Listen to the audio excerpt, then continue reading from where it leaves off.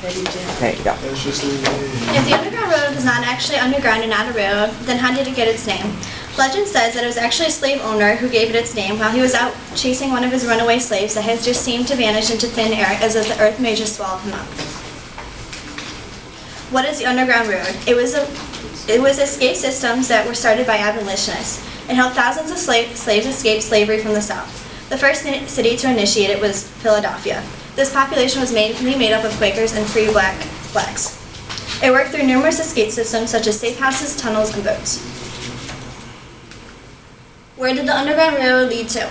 The series of routes started anywhere south of the Mason-Dixon line, and they ended in most of the northeastern states and into Canada. Also, the majority of these routes ran through Ohio. And here's actually a map of Ohio and all the routes that went through Ohio. And I was actually surprised that a lot of went through my hometown, so I can pass it around and you guys can look. How did the Underground Railroad work?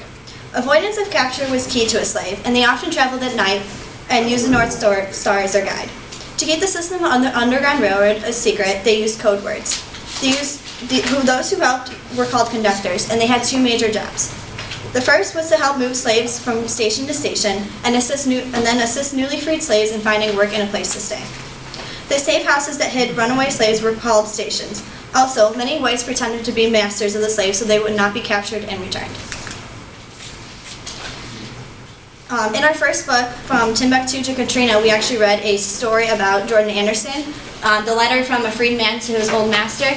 And since it was illegal for slaves to be returned back once they reached Canada, many of them wrote letters to their masters.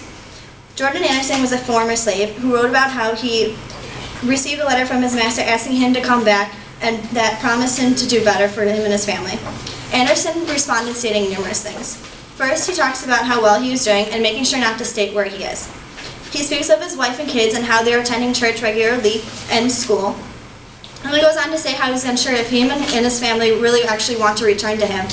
And this was especially on his wife's part.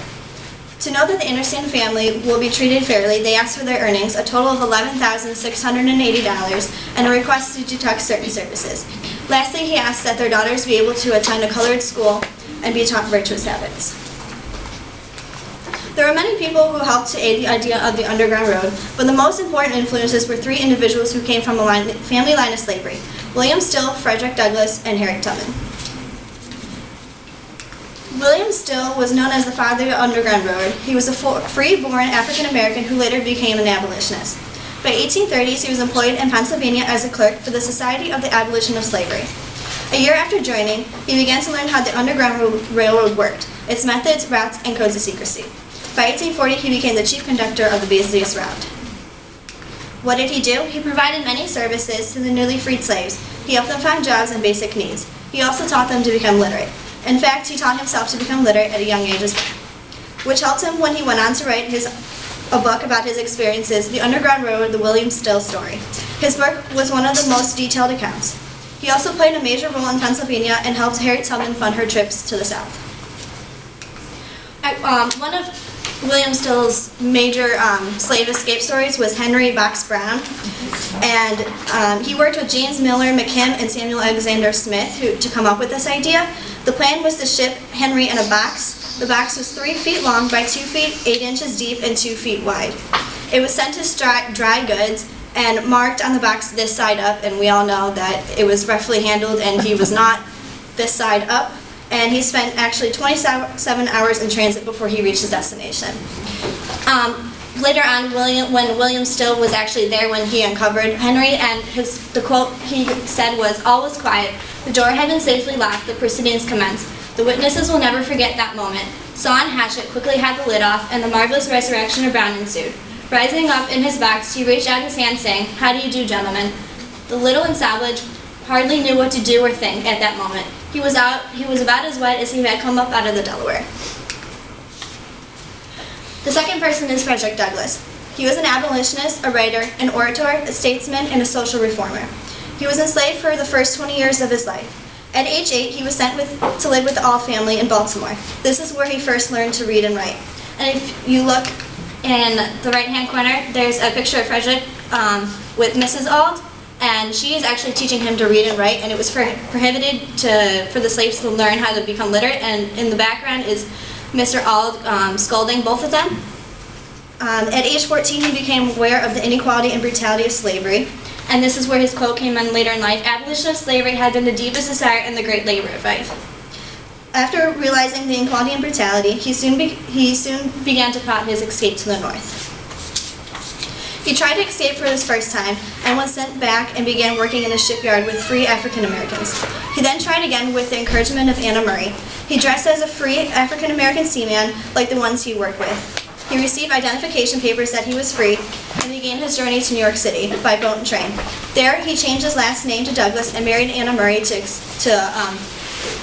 make sure he was not captured and returned. He became recognized as a national speaker, and he did this through his travels, telling first-hand accounts of slavery.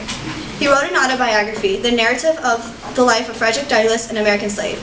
He also published a newspaper, The North Star, which he edited for 16 years. Through all this, he gained international fame as a persuasive, inspirational writer and speaker, and he took place on one of the last stops of the Underground Railroad.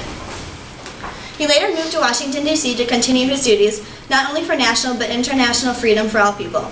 He was a reformist. He weighed in on abolitionist activities, such as stopping the lynching and Jim Crow. He supported women's rights.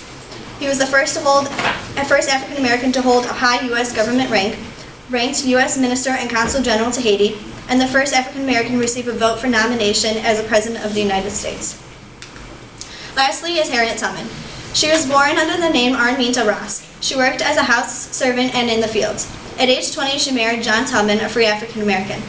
In 1849, she planned to escape to Philadelphia. She made 4 significant trips in her life, totaling 19 and freeing 300 slaves. Her first was to save her sister and her sister's kids.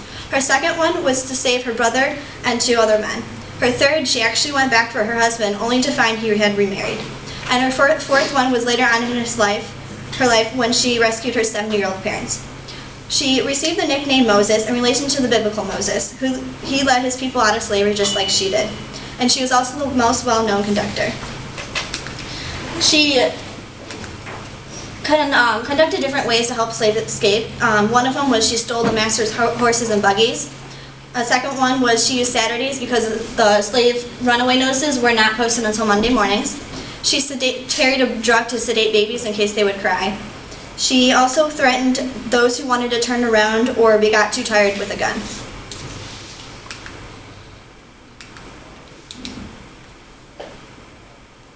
By 1856, if she would have been captured, she would have been worth $40,000 to the South. She befriended leading abolitionists John Brown and Frederick Douglass.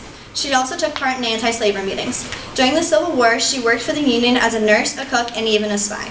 She was awarded a silver medal, a letter of accommodation, a cash stipend, and a silk shawl, which she always wore, by Queen Victoria of England in 1897 for her accomplishment. She became a cultural figure in America.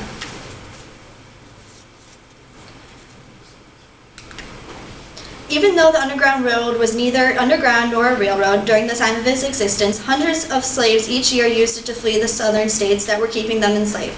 There were many people who helped to aid the idea of the Underground Railroad. The most important influences were truly William Still, Frederick Douglass, and Harriet Tubman.